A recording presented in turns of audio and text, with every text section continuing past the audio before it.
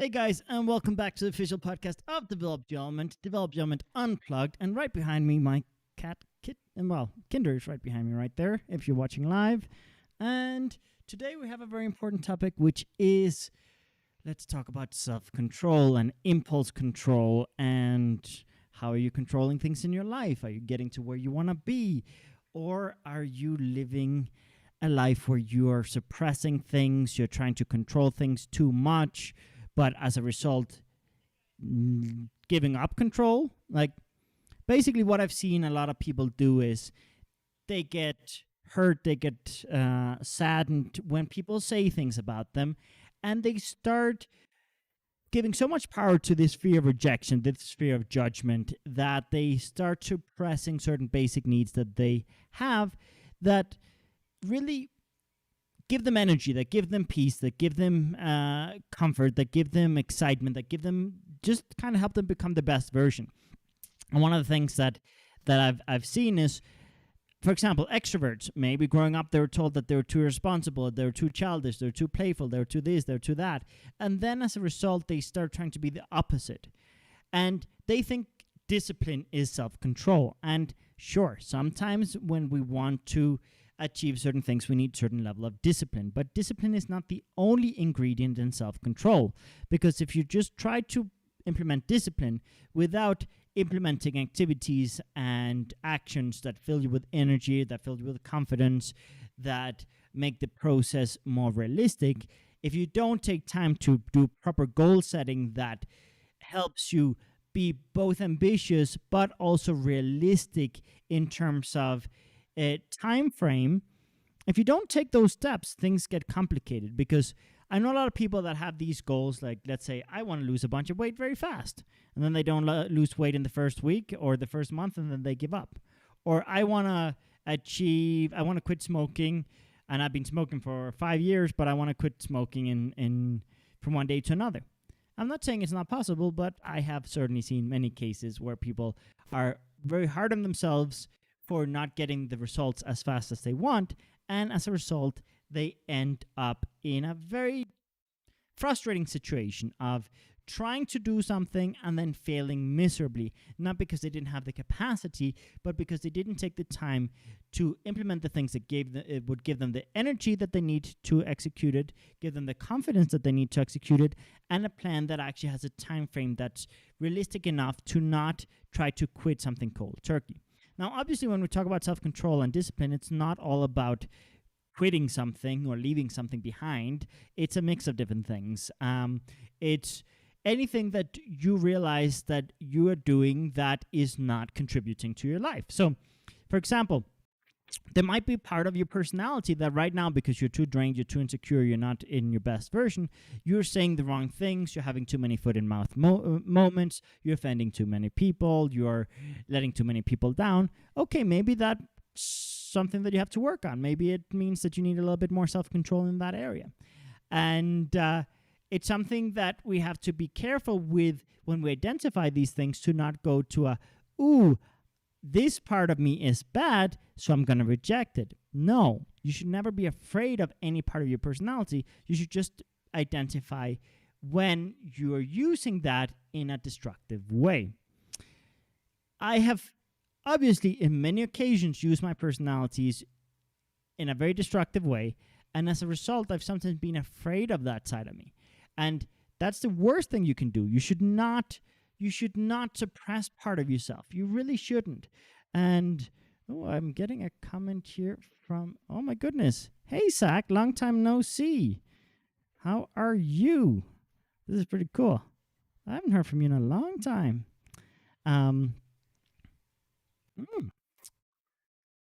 Good to hear from you, man. And so I want you to identify how you might be falling into certain habits or certain temptations, or end up doing things for a quick fix or a quick rush of adrenaline or a rush of excitement when you are seeking out something basic that your personality needs, but you're not permitting yourself what you actually need, so you end up seeking out some activity, some environment, some substance, something to fill that void or give you that rush. And I've seen it so many times where people try to be disciplined, and instead of succeeding with the goals, they just create a situation where they set themselves up for failure. Like, basically, think of it this way. If you try to quit sugar, right? Sugar is addictive. We know this. Sugar is addictive. Sugar is something that your body craves. And sugar is something your body needs in some form. Obviously, there are better ways and worse ways of getting sugar. But if you are used to consuming a lot of sugar and you try to quit sugar from one day to another, you're going to get obviously much more grumpy. Your body is going to feel more tense. You might even have more body aches. Your body is going to have withdrawal symptoms. So by trying to be too ambitious and too hard on yourself, you're setting yourself up for failure, because you're going to end up feeling that urgent need for sugar, and you might fall to temptation and end up eating more sugar than what you were planning on eating originally, like before trying to quit it. So it's really, really important that whenever you make any plans where you want to change something, you have certain level of flexibility with yourself, certain level of empathy with yourself. And yes, a bit of discipline goes a long way, but if you only tackle it from the discipline angle and you do not tackle it from boosting confidence, boosting your energy, boosting your capacity, getting more educated on your options and the best way to do it, getting more educated on setting realistic expectations, you're going to fail. Like, you have to take the time to do these things. If you miss these steps, you're setting yourself up for failure, and you might as well not try. Like, take the time to create a plan that takes into account all these things. Yes. And Zach says, nice to see you, bro. Hope you're well. Similar to what you're talking about, don't quick fix. There are no shortcuts in life. Now, when it comes to shortcuts, I'm one of those people that I like shortcuts, but I think we have to be very careful when we take shortcuts, because sometimes shortcuts come with many unintended consequences. We get into more trouble. We take more risks, health risks. We put other people in danger. We risk our reputation, and we really end up doing a lot of stupid stuff. But I will say, if you have good resources, you have good confidence, you have good direction, you have good goals, what can you do? You can literally navigate your life like if you had Waze or Google Maps or any type of GPS that tells you there's a shortcut here, there's a faster route here, there are fewer obstacles here. Like, you can optimize your route, but optimizing your route is not the same as forcing things. So don't do shortcuts where you're forcing things and then getting upset because you don't get the exact results you want right away. Most things that are worth your time require dedication, perseverance, patience, flexibility, certain amount of failure in the process, because if you're not failing, you're not innovating. If you're not being rejected, you're not stepping out of your comfort zone, you're not growing, you're not trying new things. So you have to be open to some level of failure. You have to be open to, lifting yourself up and brushing yourself off and just getting back into the game. Like, don't make failure permanent. But we have to be honest and look at it. What are we doing with our lives, What do I want to achieve, and why am I not achieving it? And a lot of the reasons why we're not achieving the things we want to achieve is because we're burned out. We're burned out emotionally, mentally, physically, or socially. There are those 4 pillars that we can be burned out in.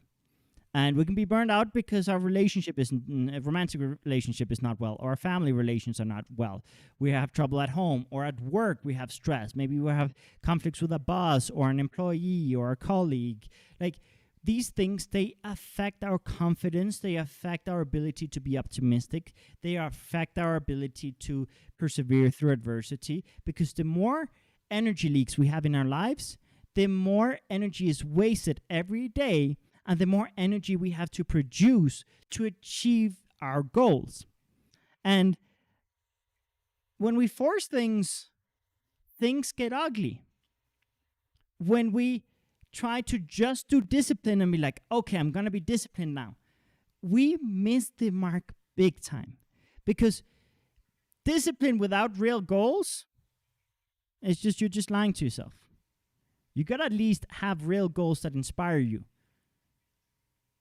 But you also got to identify, do you have more insecurities than you have goals, or do you give more power to your insecurities than you give to your goals? Because you might be robbing yourself of all the things that give you the energy, that give you the confidence to keep going, that give you the confidence to see that project through, to get across the finish line. I mean, I remember when I started my first business, I quit everything that gave me energy, everything that gave me confidence, everything that made me happy, because I thought it was a distraction. And it's not about that. Having self-discipline, having self-control, having impulse control is the ability to assess that something is more important for the medium or long term than what's going on right now, and that, okay, I have a choice to make in terms of where I spend my time. Am I going to spend my time consuming energy or producing energy? And sometimes you have to produce energy and sometimes you have to consume energy, but you have to consume your energy wisely. If you're consuming your energy in such a way that you're producing more energy and more results and more confidence, great. But if you're consuming your energy in such a way that you're just burning yourself out, not great. So how many of your projects are failing because you're burning yourself out, you're forcing things in a way that doesn't work for you, you're trying to do things in a way that doesn't take into account your personality, doesn't take into account your context, you haven't taken the time to set goals, you haven't taken the time to interconnect your goals, and you're just getting distracted with short-term adrenaline rushes. It's so easy to get excited with shiny objects and shiny object syndrome, where we just like, ooh, I'm going to buy this thing. Ooh, I'm going to get distracted with this thing. Ooh, I'm going to explore this thing. And it's super easy to do that. But many times we're escaping from our responsibility. We are avoiding dealing with the things we have to deal with. And many times having self-control is a matter of facing things that make us uncomfortable within ourselves, with others, and in general, tackling things that make us uncomfortable. Most of the things that we have a hard time executing, because something about it is stressing us out. Something about it is making us uncomfortable. Something about it is putting us in an uncomfortable position. And that's something that the moment we realize, I'm escaping from this, and that's why I don't have self-control. I see it a lot with vices, whether it be alcohol, drugs, sex, sugar, whatever. Like, even video games, I've seen it. Where people use it as an escape instead of facing the things they need to face.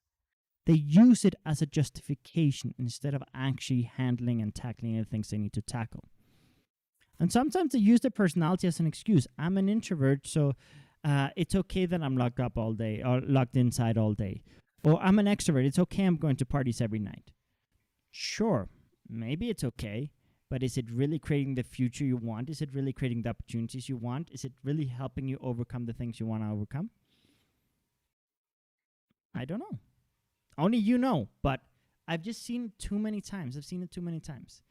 And I want you to reflect on personality psychology a little bit. We talk about that a lot in developed development, right? So in developed development, we talk about 6 different personalities. We are a mix of all of them. There's one that's primary, one secondary, one tertiary. And we have to identify which of the strongest instincts we have.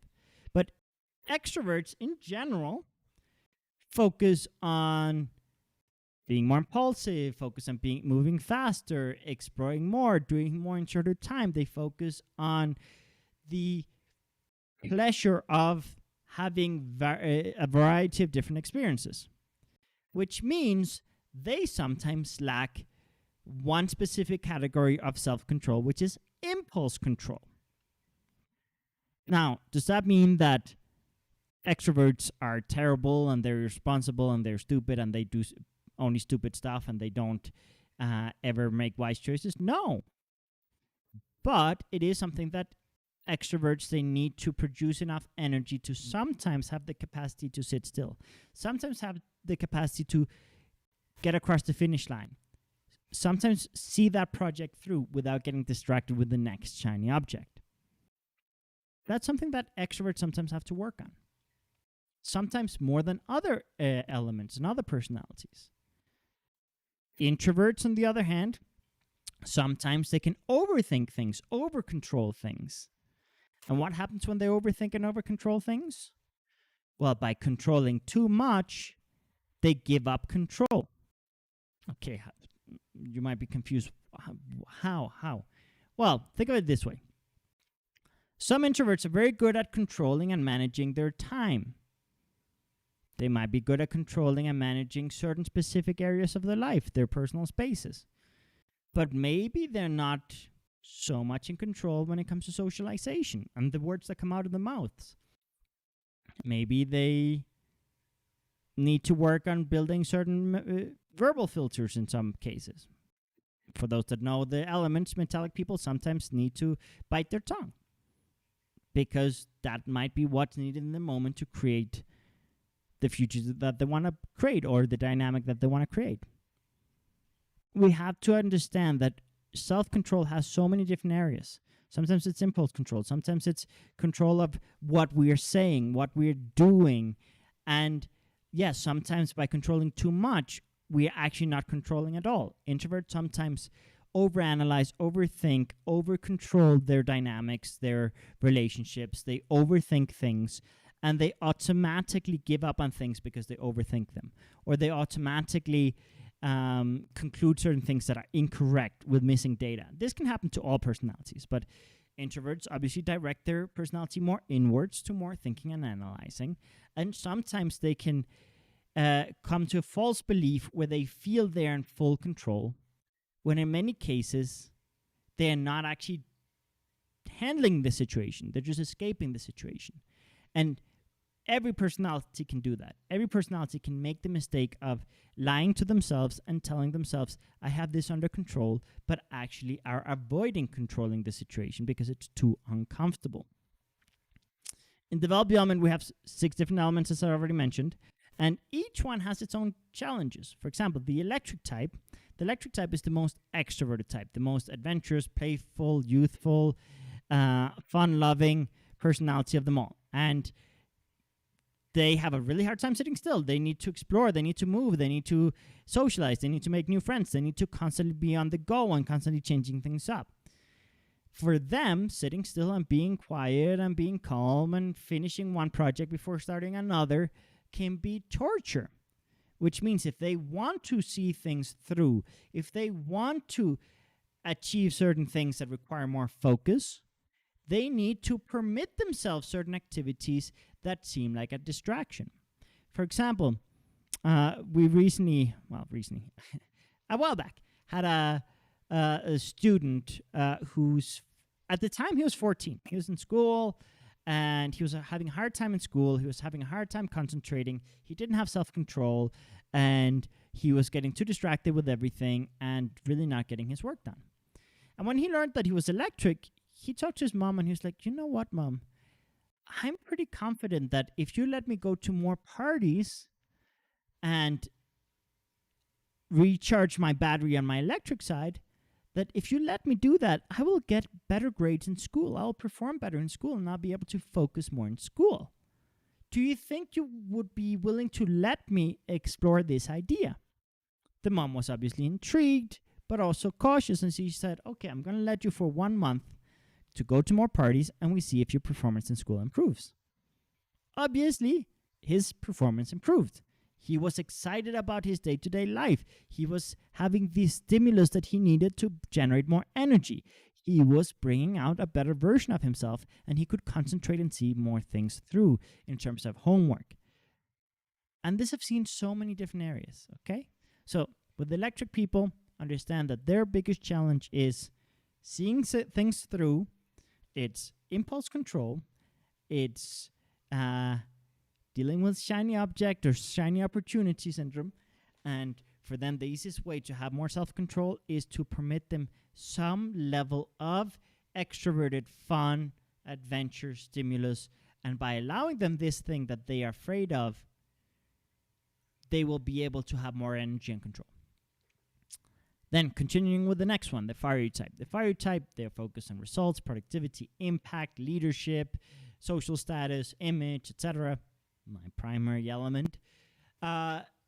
They can sometimes be over-controlling when it comes to their projects, but one mistake they often make is that they focus on controlling others before themselves because they have a hard time admitting when they're wrong, and they have a hard time admitting when they need to make changes. So often cases, what will happen is they will start controlling their general environment around them instead of controlling their own actions at first. That's one way they can take it. Another way they can take it is that they can be too hard on themselves and on everyone else, too ambitious with their goals, wanting to do everything in one day or 1 week, and if they don't see enough progress in a very short amount of time, they can give up and they can become lazy. But not lazy because they're not committed, lazy because they've just given up hope because they feel like it's impossible because they put so much energy into it, but they can end up consuming all the energy very fast in a very short term.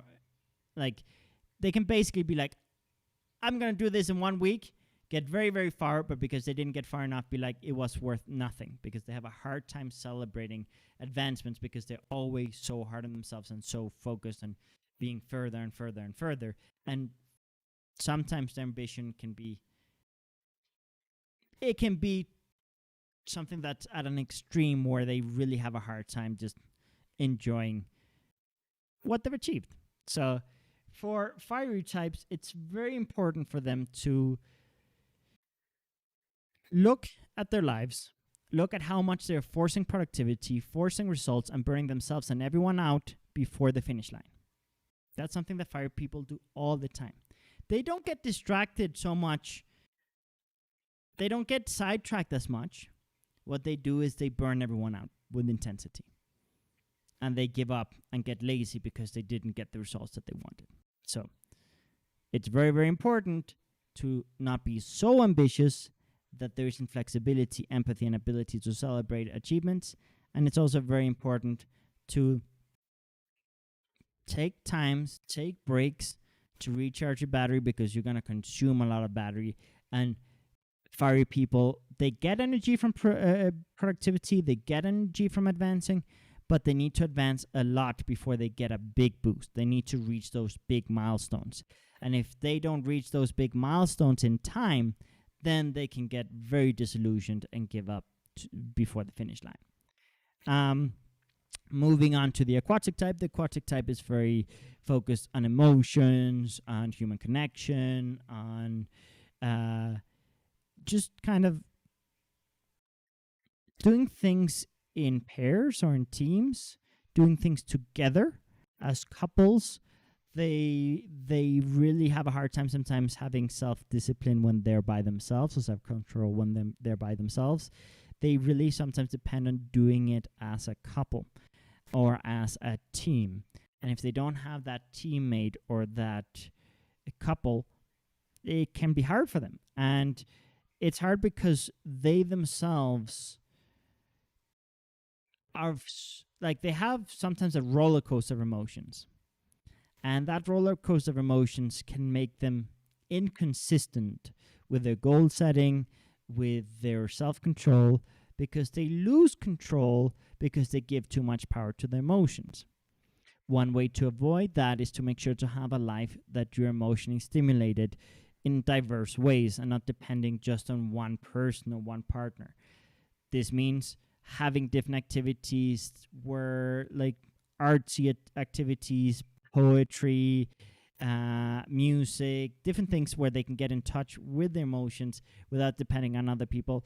But at the same time, also building strong bonds, building strong connection, building strong relationships is very, very, very, very important for aquatic people. And if they don't find a way to build those strong relationships, it can be hard for them to persevere through those tough challenges that we often associate with making changes in our lives. So find out, if you're aquatic, if there are ways that you can build stronger relationships, stronger connections, and be more ready for what you need to face. And also identify when you are getting distracted with your emotions instead of using your emotions to build stronger support networks. Because aquatic people, they can use their emotions and their ability to connect with people to build amazing teams, build amazing support networks, build amazing plans, but they also can use it to destroy them. And it's important to identify how they're using it. Because when it comes to self-control, the area that aquatic people mostly fail at self-control is giving so much power to the emotions that they lose track of their actual goals and directions. They can end up giving more importance to some drama or some anger, frustration, or sadness than actually persevering through. Then moving on with the earthly type. The earthly type, they focus on harmony, peace, ethics, everyone being happy, everyone being comfortable. That's my secondary element. For earthly people, it can be hard to have self-control because every decision and every action they take into consideration everyone around them. So they often get paralyzed. But they can do one or two things. Either they get paralyzed because they don't find solutions that work for everyone, or they are concerned about any step they take having a negative influence on anyone or everyone else.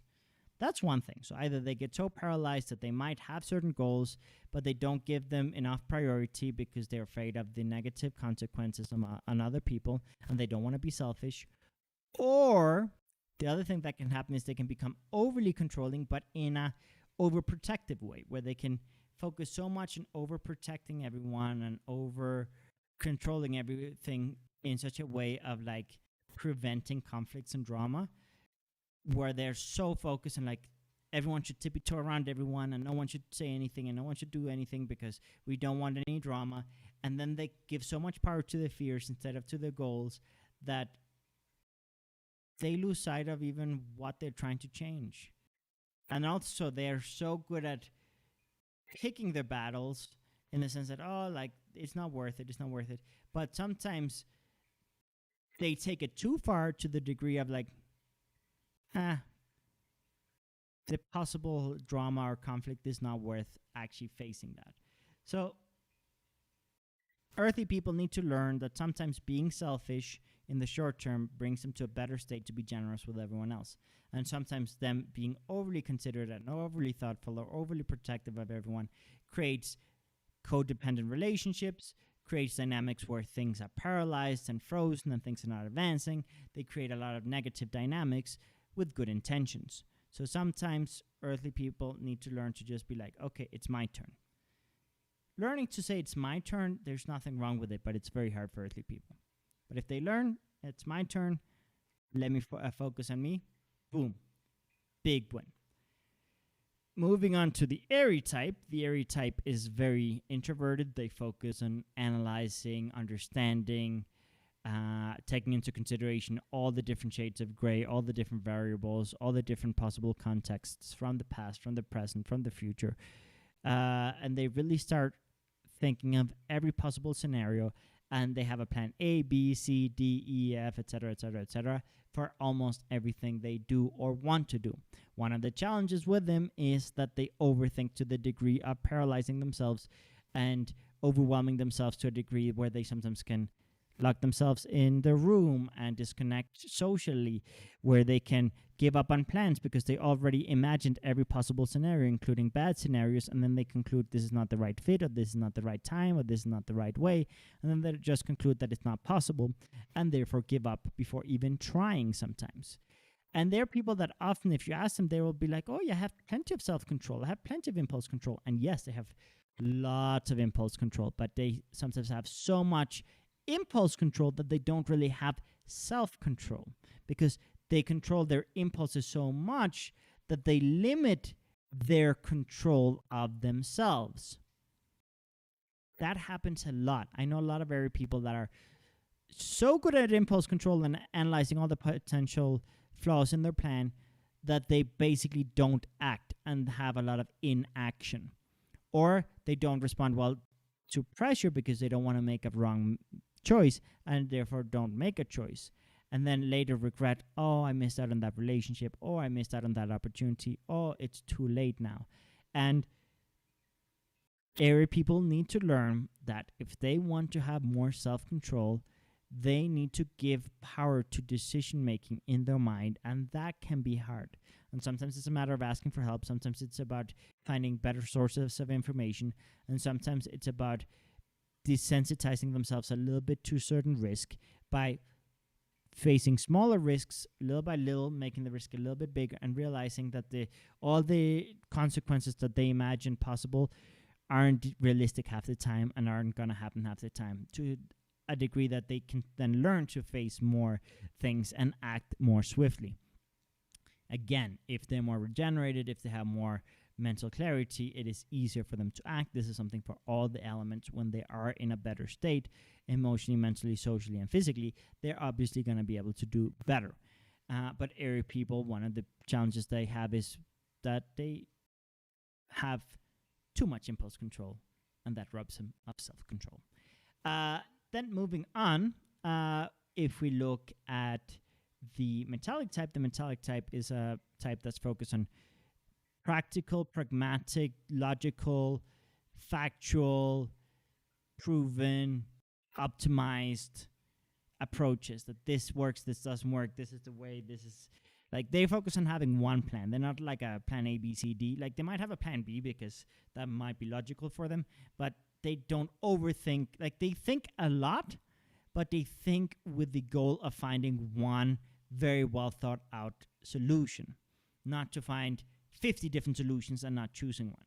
So they are generally, yes, they have a lot of impulse control because they have lots of risk management, and they overthink in terms of what can go wrong, generally to make a choice of like, this is a safer path.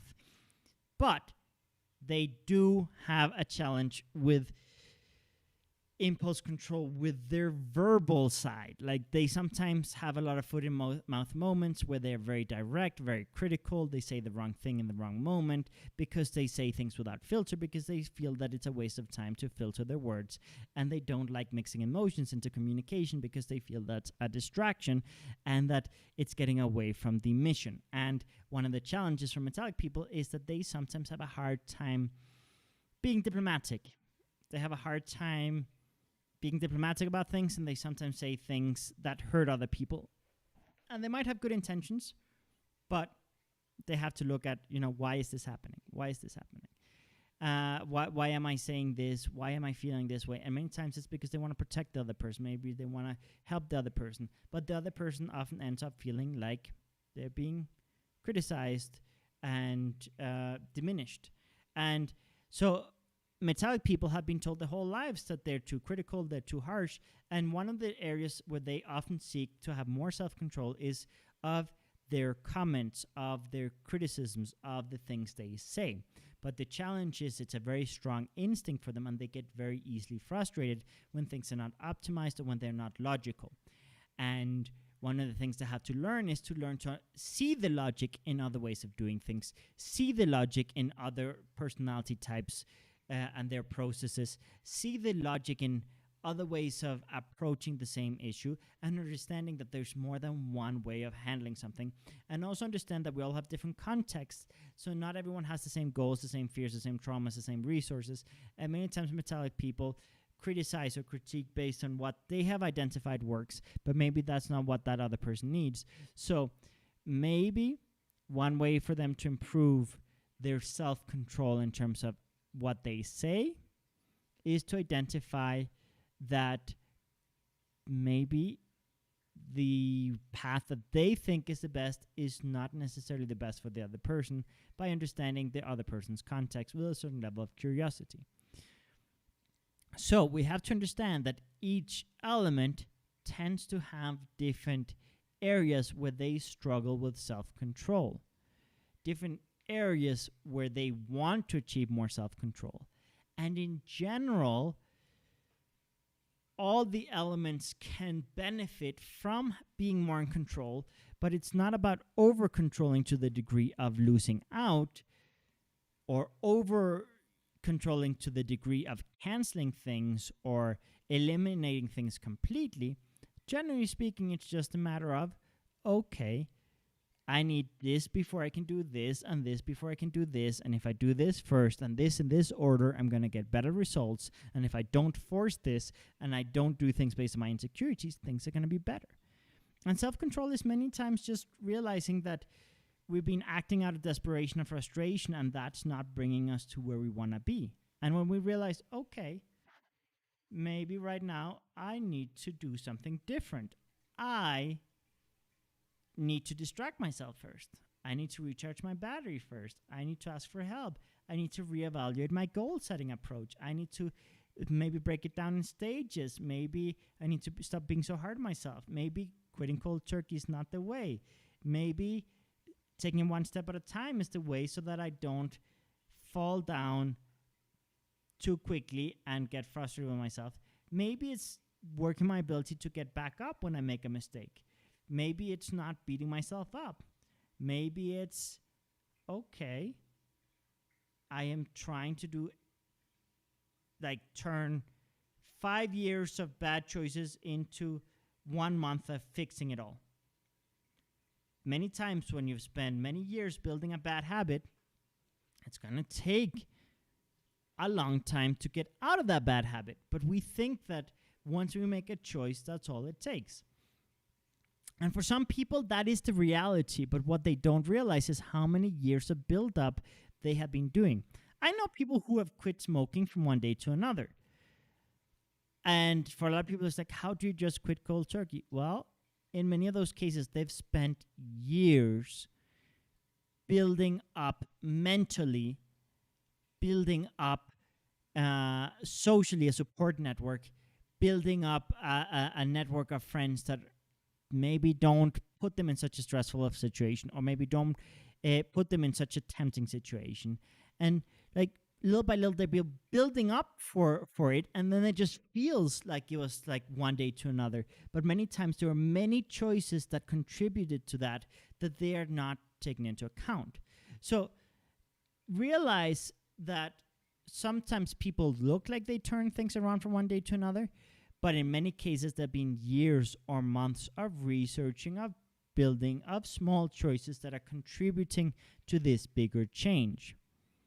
And you have to identify, what are all those small things I have to do to contribute to this bigger change that I want to achieve. And then you're going to realize that many times you're further along in your process than you realize. And by realizing that you're further along in the process than you realize, you won't get as frustrated as fast. And therefore, you're going to have more patience and perseverance through the challenges and frustrations and uncertainty that come with facing fears and making changes.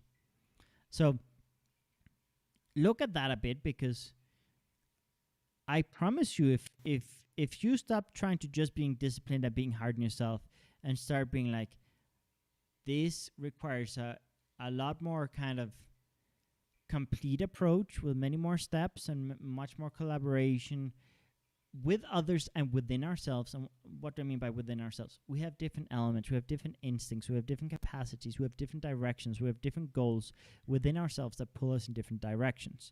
If we work on taking all of that and creating some level of harmony and some level of, mutual support within ourselves, where we have different elements, different personalities within ourselves that are supporting each other instead of tearing each other apart, that goes a long way. And I've had challenges where I spend too much time operating in one way, and then I get frustrated and then try something totally different.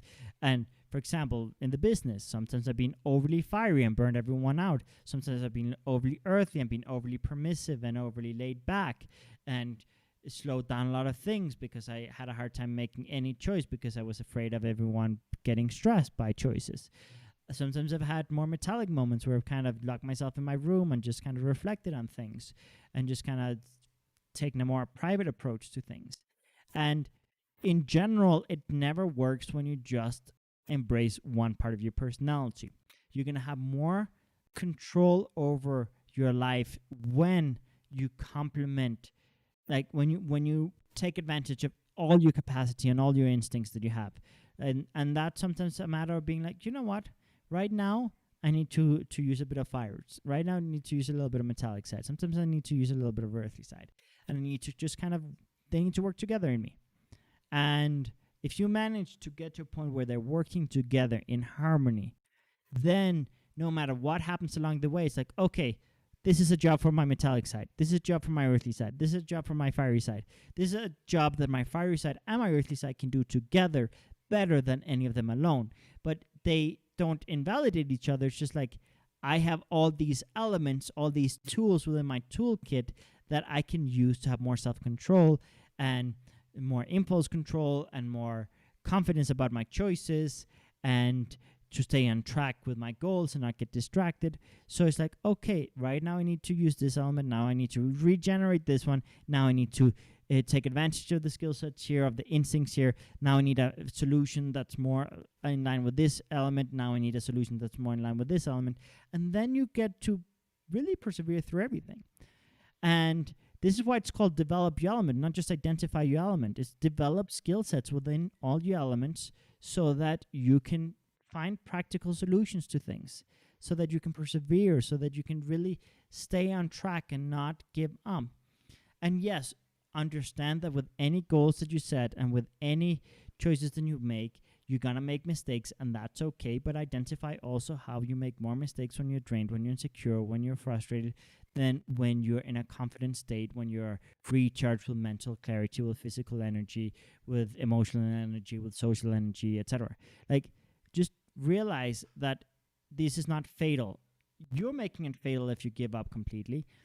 If you have goals that are worth pursuing, don't give too much power to your fears, and just realize, I can do this, but I'm having these challenges, and identify where is it you fail. Where are the points of failure, and how can you build a stronger foundation, a stronger plan, a stronger route? Like, what can you change to make sure that you don't fall into those same pitfalls? Because in Develop Your Element, we talk about all the elements, and every person have strength and pitfalls, but the pitfalls do not define you. You have choices. You can take control and turn those pitfalls into superpowers. You can build something wonderful out of those instincts. The same instincts can be directed in so many different ways. So identify where are your failure points and fix them. Fix them by facing them. Fix them by patching energy leaks. Fix them by asking for help. Fix them by learning new skills. Fix them by being more ambitious sometimes, or being more flexible or more patient sometimes. Identify what you need for your goals. Nothing in development is one size fits all, but we have many tools to help you to make a plan, help you make choices that are wiser, that get you to where you want to get. And just think about it. Think about it. Think about how much you've been forcing things because you've given too much power to insecurities, how much you force things because you've been afraid of parts of your personality, how much you force things because you're just trying to be disciplined and not actually think about where you're producing energy and where you're consuming energy, and understanding that you need to work on both sides. And figure out how to produce more energy than you consume. Focus on how to build more confidence than tear down your confidence. And learn how to gain confidence from mistakes and failure, instead of letting that tear you even down further. Those are the things you have to take into account when you're trying to have more control over your life. And yes, sometimes you got to ask for help, and that's good, that's great, that's wonderful, that's inclusive, that's generous, if you do it right. And don't give don't give too much power to your ego and your image. Just understand that sometimes you got to take steps backwards and sideways and get creative. And in your life, you got to think, like, when something isn't working, find a different path, find a different route. And have like a GPS for your life, where it's like, okay, I'm stuck now. There's a traffic jam in my life. Okay, I can take this alternate route. Don't just try to wait for the traffic, because many times that traffic is just stuff you make up in your mind. And you can often find a different route where you get unstuck. So that's kind of how I recommend handling this thing of self-control. I don't like when people are like, oh, you just got to be more disciplined, but without thinking about all the things that can help you be more disciplined. There's nothing wrong with discipline, but discipline needs fuel. Discipline needs motivation. Discipline needs purpose. Discipline needs something to sustain it. Discipline alone will not do the trick. So what things do you need to be more disciplined? And also identify when you are being too disciplined and robbing yourself of experiences, of progress, of growth because you're being too disciplined. Maybe what you need is to let go a little bit, let loose. Every person is in a different situation, and therefore I cannot tell you what you need right now, but I can give you tools and give you food for thought so that you can analyze where you need to take action. And understand we're all a mix of the 6 elements, and sometimes you might be holding on too much to one than another, and maybe reflecting out, what have I suppressed, what have I neglected, what have I rejected, and what can I stimulate more to bring out a better version of myself. Maybe that's a question you need to ask yourself. So I want you to look at that, but I also want you to know that people are generally happier when they feel that they're in control of their lives, but that's not the same as over-controlling and overcompensating by being too controlling. You want to be in control of your life, but you also want to be in control at a conscious level where you look inwards too. Because sometimes we make the mistake of pointing fingers and playing the victim card and playing the, oh, poor me card and blaming everyone else. People that generally focus on blaming others too much end up being less happy because they feel like they're stuck. And being stuck is one of the worst things you can be because it just kind of disillusions you a lot. So, yes, you want to get more control of your life, but you want to do it in a conscious manner where you actually are seeing things for what they are and not convincing yourself of things being different than what they really are. And that requires having humility and confidence to look inward and not just blame everyone else. Next week, we have an episode where we're going to be talking about victim mentality and reinforcing victim mentality. I made a little promo that I'm going to share with you guys, and I want you guys to reflect on maybe where you might be utilizing victim mentality in a way where you're reinforcing the status quo instead of making changes, because you might be a victim. Yes, I'm not going to make less anyone's experiences, but what I want you to ask you is, are you letting the past hold you back too much? Are you letting things from the past paralyze you or make you give up? Or are you going to use these experiences you've had to boost you up, to make you feel like a survivor, make you feel like someone who can persevere through anything? Look at that. So let me just share with you guys the promo here. And hello, Mayor. Promo. Hey there, quick question. Have you convinced yourself that you're a helpless victim and that you don't have any control of your life, or that the only way to achieve anything or receive any support, love, or attention is by reinforcing certain victim mentality? I ask because a lot of us learn that when we are in distress, we get more attention, support, and love, or we learn that our goals are too ambitious and that we basically can't do it because we're not fortunate, or we're not lucky enough, or we don't have the support we need, or we convince ourselves that a certain person in our lives is responsible for all our misfortune, and that because they are in our lives, we can't do anything about the problem or take any steps in any positive and productive direction. Let me make something very clear. I don't want to justify abuse, and I don't want to tell any victim that they are a liar or that they are being dramatic or anything like that. It's not about that. The point is really, how much have you taken that control that you once had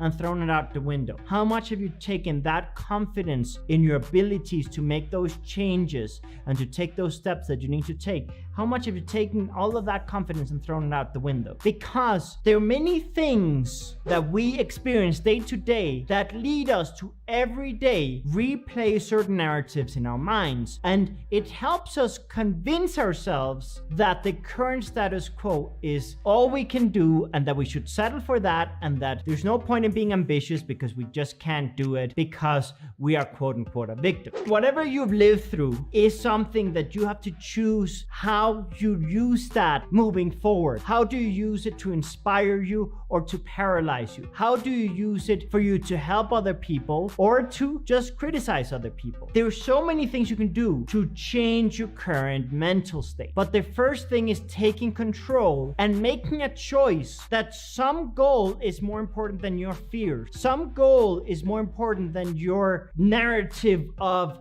why you can't do it. So look at that for a minute. And also look at where in your relationships you have learned that the only way to receive love and attention is through reinforcing your victim mentality. If that's the only way that you know how to receive love, attention, and affection, I challenge you to attract that in a different way, through better communication and through a more healthy, positive narrative. Because the moment that you get unstuck from this narrative that has you stuck, you can really take control and you can start taking those steps that will take you to where you really truly want to be, or where you once wanted to get to, but that maybe along the way you lost track, you lost sight, and you lost confidence. Take control, define certain goals, start seeing yourself as a survivor, as a strong person that has been through adversity, that has been to hell and back, and that no one can stop. People who have been victims, when they stop feeling like a victim and start feeling like a survivor, like a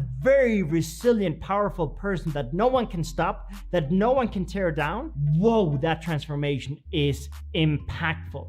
And I swear, there's no adversity that you can't turn into a motivation source to help you have more self-respect, have more ambition, and have more control over your life. The past is in the past, but where are you going? With that in mind, I invite you this Sunday at 4 p.m. Central Time on our live transmission of our podcast that we will transmit both on our Facebook page and our YouTube page, in which we will spend an hour and a half talking about how you can get out of that victim mentality and start feeling like a survivor, start feeling like a powerful person, start feeling like you have control over the situation, start feeling like you can turn this into something good where you can help people, save people, prevent certain patterns from reemerging. It's a topic that I'm very passionate about because I myself caught myself 5 years of my life paralyzed, convincing myself I was a victim and I couldn't do anything. And the moment that I said enough is when things started to change. So if you want to implement that change in your life, join us this Sunday and the link is in the description. See you there. Have a good one. Okay, so that concludes the little promo we made for next week's podcast. But I think it's a very important topic because when we talk about self-control, one thing that we have to do is overcome victim mentality, because when we have a victim mentality, we end up sometimes in a loop where we reinforce a lot of negative things, where we conclude a lot of negative things, where we give up prematurely in many cases, where we blame others instead of taking control and looking inwards of what we can control right now in the situation. What can we do right now to change our reality?